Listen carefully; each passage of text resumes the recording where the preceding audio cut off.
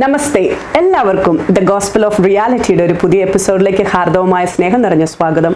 ഞാൻ നിങ്ങളുടെ doctor Susan Koruth, life psychologist and mind wellness coach. എന്നത്തെയും പോലെ തന്നെ നമ്മുടെ ഹോളി ബുക്കിലെ ഒരു പ്രധാന ഭാഗവുമായിട്ടാണ് ഞാൻ ഇന്നും വന്നിരിക്കുന്നത്. മത്തായിയുടെ സുവിശേഷം 25-ാം അധ്യായം 1 മുതൽ 13 വരെയുള്ള വാക്യങ്ങൾ. കഴിഞ്ഞ ആഴ്ച ഞാൻ സംസാരിച്ചിരുന്നത് ഇതേ അധ്യായത്തിലെ തന്നെ 14 മുതൽ 30 വരെയുള്ള വാക്യങ്ങളാണ്. അതായത് നമ്മളുടെ ടാലന്തുകളുടെ ഉപമയായിരുന്നു. ഇന്ന് നമ്മൾ സംസാരിക്കാൻ പോകുന്നത് 10 കന്യകമാരുടെ ഉപമയാണ്. എനിക്ക് നിങ്ങളോട് പറയാനുള്ളത്, ഞാൻ ഈ കാര്യങ്ങളെല്ലാം ചെയ്യുന്നത് നമുക്ക് എങ്ങനെ ഈ ഹോളി ബൈബിളിലെ ഈ ബുക്കിലെ കാര്യങ്ങൾ നമ്മുടെ ജീവിതത്തിലേക്ക് പ്രാവർത്തികമാക്കാം എന്നുള്ളതിനെ പറ്റിയാണ്. നമ്മളുടെ ദൈവികമായ കാര്യങ്ങളും അതുപോലെ അതൊക്കെ പറഞ്ഞു തരാൻ നമുക്ക് വൈദികന്മാരും നമ്മുടെ ചർച്ചസിൽ നമ്മൾ പോകുമ്പോൾ നമ്മൾ സെർമൺസ് ഒക്കെ കേൾക്കാറുണ്ട്. പക്ഷേ ഇവിടെ ഞാൻ ശ്രമിക്കുന്നത് നമുക്ക് എങ്ങനെ ഏറ്റവും നന്നായിട്ട് ജീവിക്കാം, ഇതിൽ നിന്നുള്ള വാക്യങ്ങളെ എടുത്തുകൊണ്ട്, ഇതിൽ നിന്നുള്ള ഉപദേശങ്ങളെ എടുത്തുകൊണ്ട് എന്നുള്ളതാണ്. അപ്പോൾ നമുക്ക് 10 കന്യകമാരുടെ ഉപമയിലേക്ക് കിടക്കാം. നമുക്ക് എല്ലാവർക്കും അറിയാവുന്നതുപോലെ തന്നെ വിവാഹ വിരുന്നിലേക്ക് മണവാളിനെ എതിരേൽക്കാൻ വേണ്ടി നിൽക്കുന്ന 10 കന്യകമാർ. അതിൽ 5 കന്യകമാർ വിവേകമതികളും 5 കന്യകമാർ വിവേകശൂന്യകളുമായിരുന്നു എന്നാണ് അത് പറയുന്നത്. എന്തുകൊണ്ട് അവരങ്ങനെ ആണ് എന്ന് നമ്മൾ തീരുമാനിക്കുന്നത്, വിവേകമതികളായ കന്യകമാരുടെ കയ്യിൽ അവർ ലോജിക്കലായിരുന്നു. അവരുടെ കയ്യിൽ എണ്ണ അഡീഷണൽ ആയിട്ട് കരുതിയിരുന്നു. ഇൻ കേസ് മണവാളം വരാൻ താമസിച്ചാൽ അല്ല എന്തെങ്കിലും ഒരു കാര്യം ഉണ്ടായാൽ കുറച്ച് എണ്ണ കൂടുതൽ കരുതിയേക്കാം എന്നവർ കരുതി. ബാക്കി 5 പേർ അങ്ങനെയൊന്നും കരുതിയില്ല. ഏകദേശം മണവാളം വരുന്ന സമയമൊക്കെ അറിയാം, അതിന് ഇത്രയൊക്കെ മതി എന്നും പറഞ്ഞിട്ട് അവരതെടുത്തുകൊണ്ട് പോന്നു. അവരും കരുതിയില്ലെന്ന് ഞാൻ പറയത്തില്ല, കാരണം മണവാളം വരുന്ന സമയത്തേക്ക് വേണ്ടി അവർ കരുതി. പക്ഷേ മണവാളൻ വരാനായിട്ട് താമസിച്ചപ്പോൾ ഇവർ 10 കന്യകമാരും കിടന്ന് ഉറങ്ങിപ്പോയി. അവരങ്ങനെ ഉറങ്ങിപ്പോയപ്പോഴത്തേനും എനിക്ക് തോന്നുന്നു വിളക്ക് തെളിയിച്ച് വെച്ചിട്ട് തന്നെയാണ് 10 പേരും ഉറങ്ങിയത്. അതല്ലെങ്കിൽ വിളക്ക് മണവാളം വരുമ്പോഴത്തേനും കത്തിച്ചതെങ്കിൽ നമുക്ക് വിളക്കിനകത്ത് എണ്ണ കണ്ടേരെ. പക്ഷേ ഇവരങ്ങനെ ഉറങ്ങിപ്പോയപ്പോൾ എന്ത് പറ്റി, എണ്ണ കത്തി അങ്ങ് തീർന്നു കാണും. അപ്പം പെട്ടെന്ന് ഇരുന്നിരുന്ന് ക്ഷീണിച്ചാണ് അവർ ഉറങ്ങിയത്. അപ്പം പെട്ടെന്നൊരു ആർപ്പുവിളിയും മണവാളൻ വരുന്നു വിവാഹ വിരുന്നിലേക്ക് കയറാൻ എന്നുള്ള രീതിയിൽ കേട്ടപ്പോൾ ഇവരെല്ലാവരും ചാടി എഴുന്നേറ്റ് വിളക്കുകളൊക്കെ എടുത്ത് പിടിച്ചപ്പോൾ വിവേകശൂന്യകളായ കന്യകമാരുടെ വിളക്ക് കെട്ടുപോവുകയാണ്. കാരണം അതിനകത്ത് എണ്ണയില്ലായിരുന്നു. അവർ പെട്ടെന്ന് തന്നെ ഇവരോട് ചോദിച്ചു, വിവേകമതികളായ കന്യകമാരോട് ചോദിച്ചു, ഞങ്ങളുടെ വിളക്ക് കെട്ടുപോകുന്നു, നിങ്ങളുടെ കയ്യിൽ കരുതിയിരിക്കുന്ന എണ്ണയിൽ കുറച്ച് ഞങ്ങൾക്ക് തരുമോ എന്ന് ചോദിച്ചപ്പോൾ അവർ പറഞ്ഞ ഒരു മറുപടിയുണ്ട്. അവർ പറഞ്ഞു, വിവേകമതികൾ പറഞ്ഞു, ഞങ്ങൾക്കും നിങ്ങൾക്കും മതിയാകാതെ വരുമെന്നതിനാൽ നിങ്ങൾ വിൽപ്പനക്കാരുടെ അടുത്ത് പോയി വാങ്ങിക്കൊള്ളുവിൻ. അപ്പോൾ അവർ വാങ്ങാൻ പോയപ്പോൾ മണവാളൻ വന്നു. അപ്പോൾ ഇവിടെ നമ്മൾ ഓർക്കേണ്ട ഒരു കാര്യമുണ്ട്. എന്തൊരു കഷ്ടമല്ലേ, ഇച്ചിരി എണ്ണ കൊടുത്ത് അവർക്ക് എന്ത് പറ്റുമായിരുന്നു. അപ്പം അവിടെ നമുക്കൊന്ന് വിശകലനം ചെയ്യണം എന്ത് പറ്റുമായിരുന്നു എന്നുള്ളത്. അതുപോലെ തന്നെ അവർ വാങ്ങാൻ പോയപ്പോൾ മണവാളൻ വന്നു. ഈ 5 കന്യകമാർ വിളക്കും ഏന്തിയവർ അവർ അതിനോടുകൂടെ വിവാഹ സൽക്കാരത്തിലേക്ക് കയറി വാതിലടച്ചു. അവിടെ വിവാഹ സൽക്കാരം തുടങ്ങി. അപ്പോഴത്തേനും പുറത്ത് എണ്ണ വാങ്ങാൻ പോയിട്ടുള്ള കന്യകമാർ ഓടി വന്നു. അവർ വിളക്ക് കത്തിച്ച് വന്ന് വാതിലെ മുട്ടിയപ്പം അവർ തുറന്നു തരണമേ എന്ന് അപേക്ഷിച്ചപ്പോൾ മണവാളൻ പ്രതിവചിച്ചു, സത്യമായി ഞാൻ നിങ്ങളോട് പറയുന്നു, ഞാൻ നിങ്ങളെ അറിയുകയില്ല, അതുകൊണ്ട് ജാഗരൂകരായിരിക്കുവിൻ, ആ ദിവസമോ മണിക്കൂറോ നിങ്ങൾ അറിയുന്നില്ല. ഇത് വളരെ നല്ലൊരു ഭാഗമാണ്. ഈ ഒരു ഉപമ നമ്മുടെ ജീവിതത്തിലേക്ക് നമ്മൾ തീർച്ചയായിട്ടും പകർത്തണം. നമ്മളെല്ലാവരും എങ്ങനെയാണെന്നറിയാവോ, നമ്മൾ വലുതായിട്ട് കരുതത്തില്ല, നമ്മൾ പ്രൊയാക്റ്റീവ് ആവില്ല. പ്രൊയാക്റ്റീവ് ആകുന്നവരെയാണ് നമ്മൾ വിവേകമതികൾ എന്ന് പറയുന്നത്. നമ്മളൊരു കാര്യം ചെയ്യാൻ പോകുമ്പോൾ എന്തുമാകട്ടെ, ചിലപ്പോൾ നമ്മുടെ മുമ്പിൽ ഒരു ചലഞ്ച് ആയിരിക്കും, ഒരു പ്രോബ്ലം ആയിരിക്കാം, അതല്ലെങ്കിൽ നമ്മുടെ മുമ്പിലുള്ള ഒരു ടാസ്ക് ആയിരിക്കാം, നമ്മൾ എത്തിപ്പെടേണ്ട ഒരു ഗോളായിരിക്കാം. അപ്പോൾ അത് സന്തോഷം തരുന്നതോ അതല്ലെങ്കിൽ നമുക്ക് കുറച്ച് പ്രയാസം തരുന്നതോ ആയിക്കൊള്ളട്ടെ, നമ്മൾ അതിലേക്ക് ഇറങ്ങുമ്പോൾ നമ്മൾ എല്ലാ കാര്യങ്ങളും നോക്കിയിട്ട് ഒന്ന് പ്രൊയാക്റ്റീവ് ആവണം. ഒരു പടി മുമ്പോട്ട് ചിന്തിക്കണം. എങ്ങനെ വേണം കാര്യങ്ങൾ കൊണ്ടുപോകാൻ, ഇതിങ്ങനെ പോയാൽ അതെങ്ങനെ വരും, ഇപ്പോൾ എൻ്റെ കയ്യിൽ എണ്ണ തീർന്നു പോയാൽ അത് പ്രശ്നമാകില്ലേ, അപ്പോൾ ഞാൻ എന്ത് ചെയ്യണം. അങ്ങനെ പല കാര്യങ്ങളിലേക്ക് നമ്മൾ നോക്കി ഒരു നമ്മൾ പറയത്തില്ല, ഒന്നുകൂടെ ഒരു മുഴം മുമ്പേ നമ്മൾ കാര്യങ്ങളെ ഗ്രഹിക്കാനായിട്ട് നോക്കണം. അതങ്ങനെ ഗ്രഹിച്ചത് കൊണ്ടാണ് വിവേകമതികളായ കന്യകമാർ എണ്ണ കരുതിയിരുന്നത്. അതിനെ നമ്മൾ പറയുന്നത് പ്രൊയാക്റ്റീവ്നെസ് എന്നാണ്. എല്ലാവരും പ്രൊയാക്റ്റീവായിട്ട് വേണം അവരുടെ ലൈഫിൽ എല്ലാ കാര്യങ്ങളും ചെയ്യാനായിട്ട്. അപ്പോൾ എനിക്ക് നേരത്തെയൊക്കെ ഒരു വിഷമം തോന്നും, എന്ത് കഷ്ടമല്ലേ, നമ്മളോടൊക്കെ പറഞ്ഞു തന്നിരിക്കുന്നത് നമ്മുടെ കയ്യിലുള്ളപ്പോൾ ഇല്ലാത്ത ആൾക്ക് കൊടുക്കണം എന്നുള്ളതല്ലേ.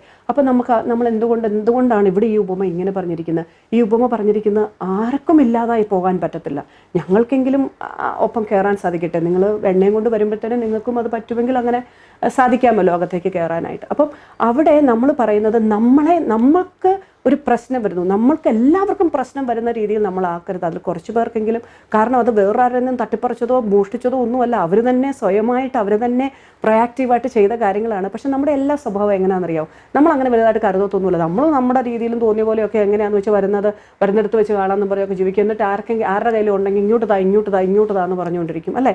അപ്പം നീ എനിക്കൂടെ എൻ്റെ കയ്യിലില്ല, ഞാൻ കരുതി ശരിയായില്ല, എനിക്ക് കുറച്ചതാ, അല്ലെങ്കിൽ ആരെങ്കിലും നമുക്ക് തട്ടിപ്പറിക്കാൻ നോക്കും. കഷ്ടപ്പെട്ട് ബുദ്ധിമുട്ടി ഓരോരുത്തർ ഓരോ കാര്യങ്ങൾ ഉണ്ടാക്കി ഇതുപോലെ എണ്ണയൊക്കെ നിറച്ച് വന്ന് അവരുടെ ജീവിതം ഒരു രീതിയിൽ ഇങ്ങനെ പിടിപ്പിച്ചുകൊണ്ട് വരാൻ നോക്കുമ്പോഴത്തേനും ഒന്നില്ലെങ്കിൽ ക്രൂക്കഡായിട്ടോ അല്ലെങ്കിൽ അവരെ ചതിച്ചോ വെട്ടിച്ചോ എങ്ങനെ വേണമെങ്കിലും കാര്യങ്ങൾ കൈക്കലാക്കാനായിട്ട് പലർക്കും ഇപ്പം ഒരു മടിയുമില്ലാത്തൊരു കാലത്തിലേക്കൊക്കെയാണ് വരുന്നത്. അപ്പോൾ അതുകൊണ്ട് തന്നെ എല്ലാവരും സൂക്ഷിക്കുക. അങ്ങനെയൊന്നുമല്ല നമ്മൾ പെരുമാറേണ്ടത്. നമ്മളെപ്പോഴും വിവേകമതികളാകണം. നമ്മളുടെ ജീവിതത്തിലേക്ക് നമ്മൾ നോക്കണം. അതുപോലെ തന്നെ വളരെ വലിയൊരു മെസ്സേജാണിത്. കയ്യിൽ എണ്ണയുള്ളവർ, പ്രൊയാക്റ്റീവായിട്ടുള്ളവർ കിടന്ന് ഉറങ്ങിയാലും കുഴപ്പമില്ല. നമ്മുടെ കയ്യിലില്ലാത്തപ്പോൾ വെറുതെ കിടന്ന് ഉറങ്ങരുത്. അവരുറങ്ങുന്ന എന്നാൽ ഞാനും ഉറങ്ങട്ടെ, അങ്ങനല്ല. എങ്ങാനും വന്നാലോ, ഇനിയിപ്പോൾ ഞാൻ എണ്ണ കൂടുതൽ കരുതണോ, അയ്യോ അവർ താമസിക്കുന്നല്ലോ, താമസിച്ച് എൻ്റെ എണ്ണ കുറഞ്ഞു പോയാൽ ഞാൻ എന്ത് ചെയ്യും എന്നുള്ളത് നേരത്തെ ചിന്തിക്കണം. അല്ലാതെ ഇവർ കിടന്ന് ഉറങ്ങുന്നു എന്നാൽ പിന്നെ ഞാനും ഉറങ്ങട്ടെ, അങ്ങനെ ചിന്തിക്കാൻ നമുക്ക് പാടില്ല. കാരണം അവരവരുടെ കാര്യങ്ങൾ ചെയ്തിട്ടായിരിക്കും കിടന്നുറങ്ങുന്നത്. അങ്ങനെ പ്രൊയാക്റ്റീവായിട്ട് നല്ല രീതിയിൽ ഇരിക്കുന്നവർ വിശ്രമിക്കുകയും കിടക്കുകയും ചെയ്യുന്ന കണ്ടിട്ട് ഞാൻ ചെയ്യാൻ പോയാൽ ഞാനും അതുപോലെ തന്നെ പ്രൊയാക്റ്റീവും, എൻ്റെ കയ്യിലും അങ്ങനത്തെ കാര്യങ്ങളുണ്ട്, എല്ലാ കാര്യങ്ങളും സെറ്റാണ്, എനിക്ക് കിടന്നുറങ്ങാം. അതല്ലെങ്കിൽ ഞാൻ പ്രവർത്തിച്ചു കൊണ്ടിരിക്കണം, ഞാൻ ആ രീതിയിൽ പോയിക്കൊണ്ടിരിക്കണം. അത് വളരെ വലിയൊരു മെസ്സേജാണ്.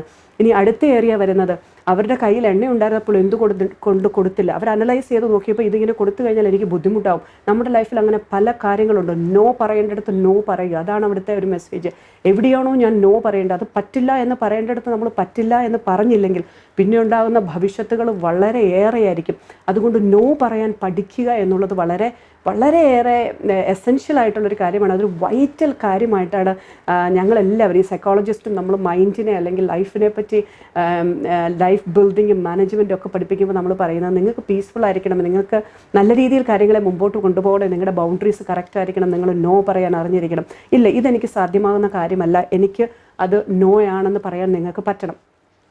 അതുപോലെ തന്നെ നമ്മൾ ഇവർ എണ്ണ വാങ്ങിച്ചുകൊണ്ട് വന്നു കഴിഞ്ഞപ്പോഴത്തേനും നമ്മൾ വാതിലെ മുട്ടിയപ്പോൾ മണവാളൻ സമ്മതിച്ചില്ല, എനിക്കറിയില്ല നിങ്ങളെ എന്ന് പറഞ്ഞു. കാരണം ഒരു കാര്യം ചെയ്യേണ്ട സമയത്ത് ചെയ്യാതെ പിന്നെ ചെയ്തിട്ട് ഞാൻ ചെയ്തായിരുന്നു, അവർ സമ്മതിച്ചില്ല, എന്നോട് പറഞ്ഞു പറ്റത്തില്ല എന്ന് പറഞ്ഞു കഴിയുന്നത് അതിന് യാതൊരു അർത്ഥവുമില്ല. കാരണം എല്ലാ കാര്യങ്ങളും ചെയ്യേണ്ട കാര്യങ്ങൾ ചെയ്യേണ്ട സമയത്ത് ചെയ്യേണ്ട രീതിയിൽ ചെയ്യാൻ നമ്മൾ ബാധ്യസ്ഥനാണ്. അത് നമ്മൾ ചെയ്തിരിക്കണം. അതാണ് ഈ മെസ്സേജ് പിന്നെയും തരുന്നത്. അതല്ലെങ്കിൽ നമ്മൾ ചിലപ്പോൾ ചെയ്തുകൊണ്ടാകുമ്പോൾ അവർ പറയും എപ്പോൾ എനിക്ക് ആവശ്യമില്ല ഇനി എന്ന് പറയുമ്പോൾ തന്നെ നമ്മൾ മുഖം വീർപ്പിച്ച കാര്യമില്ല. പിന്നെ ഒരു ശകലം വൈകിയതിനാണ് അവർ ഇത്രയേറെ കിടന്ന് ബഹളം വയ്ക്കുന്നത്. ഒരു ശകലം വൈകിയെന്നല്ലേ ഉള്ളൂ, ബാക്കി കാര്യങ്ങളെല്ലാം ഞാൻ കറക്റ്റായിട്ട് ചെയ്യലോ. കയ്യിൽ എണ്ണയുണ്ടായിരുന്നു, വിളക്കുണ്ടായിരുന്നു, ഞാൻ കന്യകയായിട്ട് ഒരുങ്ങി വന്ന് ഇതും പിടിച്ചുകൊണ്ട് വന്ന് ജസ്റ്റ് ഒന്ന് വെയിറ്റ് ചെയ്യാൻ പാടില്ല. ഇതൊക്കെയാണ് നമ്മുടെ ചിന്താഗതി.